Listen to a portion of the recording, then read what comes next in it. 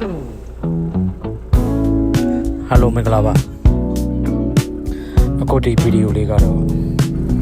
ကချနာဘူရီခရမ်းပေါ့နော်ထိုင်းမြန်မာနယ်စပ်မှာရှိတဲ့ဖုန်နန်းလုံးနယ်ကရွာလေးတစ်ပြားကိုကျွန်တော်လဲသွားတော့ရိုက်ထားတာဖြစ်ပါတယ်ခင်ဗျာနော်တန်ငယ်ချင်းတွေလည်းဒီရွာလေးတဲ့ပေါ့နော်လဲသွားခြင်းလို့ရှိရင်ကျွန်တော်တို့ဒီဗီဒီယိုလေးထဲမှာလိုက်ခဲ့လို့ရပါတယ်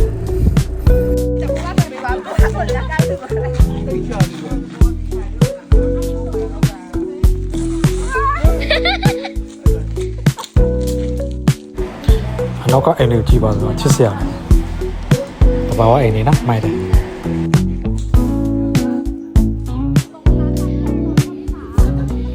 ချစ်စရာမဲလုံးလေးပါလားကွာ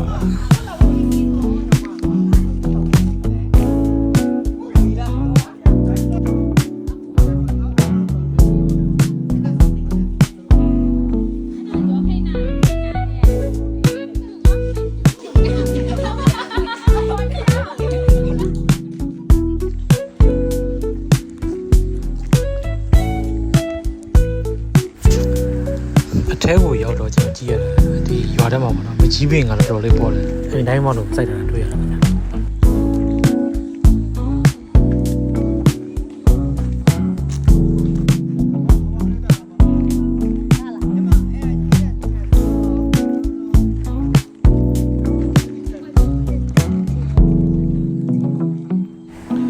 ျာကျွန်တော်ကြည့်ရတာဒီရွာထဲမှာပေါ့နော်ထူးခြားတော့ဘာမှမရှိပါဘူးတော့တဘာဝအပင်လေးတွေရယ်ရိုးရရွာအိမ်လေးတွေပေါ့နော်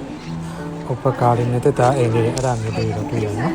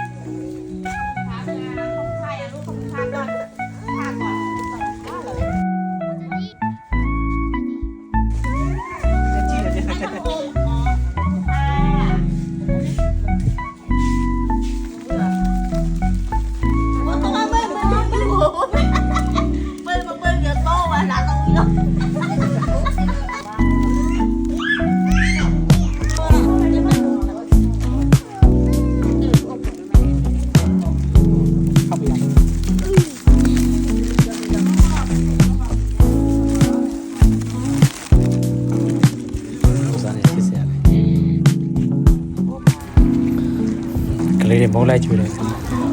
ပြောစရာတော့ကောင်းတယ်